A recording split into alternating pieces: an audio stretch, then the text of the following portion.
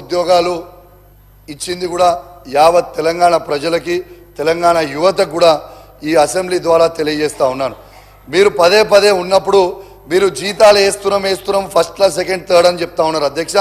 మరి 1,60,083 మందికి మీరు జీతాలు వేస్తున్నారంటే ఈ ఉద్యోగాలు కేసీఆర్ ఇచ్చినట్టే కదా అధ్యక్ష.